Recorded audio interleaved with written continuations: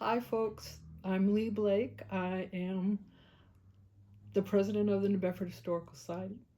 And this is another story arc because I am somebody who does historical research. I've been teaching African American studies for a long time. And, there's so many stories of different people and different escapes and periods of African American history that I just love to tell. But it never occurred to me that my own family did these things. I never knew. So I'd like to introduce to you my fifth great grandparents. This is Amelia Johnson Piper. She was born in 1796 and died in 1856. And this is her husband, William Piper. He was born in 1786 and died in 1870. So, first of all, they go across several centuries, which is really cool. But for me, these are family pictures that many of my Blake family members all have. We're related to the Pipers, as you see, by marriage and, of course, by all the connections over the last 150 years. But the Pipers were a big part of the New Bedford Underground Railroad. And it's because of my work saving the Nathan and Polly Johnson house that I found all of these connections to the Pipers and to my family. I was born here, lived here, and then I went to New York. I worked in New York for a number of years in education, blah, blah, blah, and came back.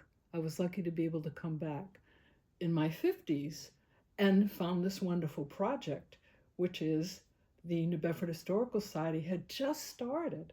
So I was able to come, meet people, and start doing research. And I would always look for the Piper name. Any book that came into the office, I would go right to the index and look.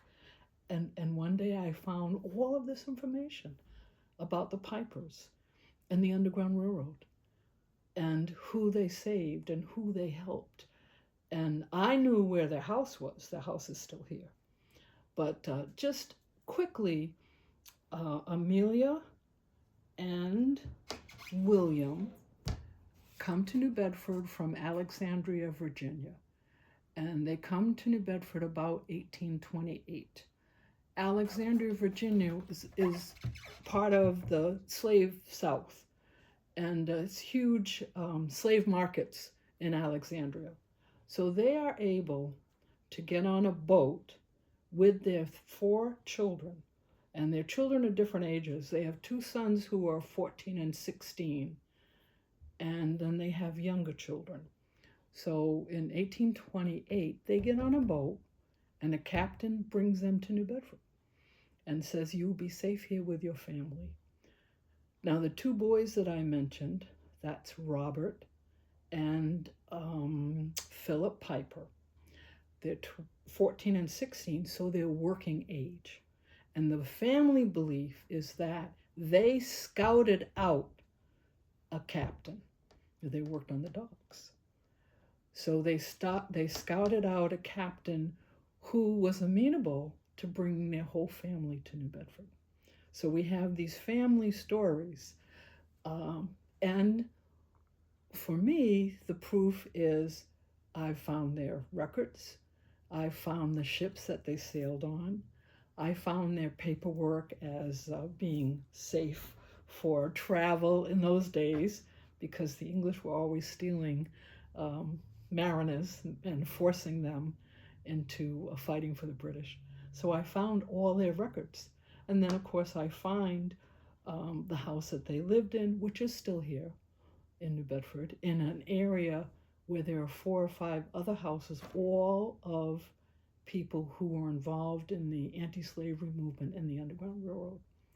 So I found all those things, and then as I continue my work, I always find another family or another freedom seeker who came to New Bedford who was helped by my great-great-great grandparents.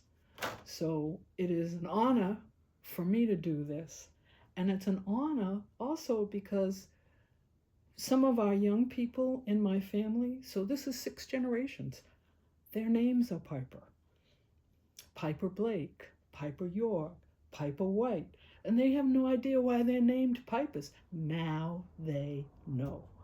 Every time I find a story, I send it to the young people. And it's always funny to me because, of course, I don't think I'm old, but you could tell by my white hair that I'm old. But I make sure the young people know, this is where you came from. This is what your people were doing.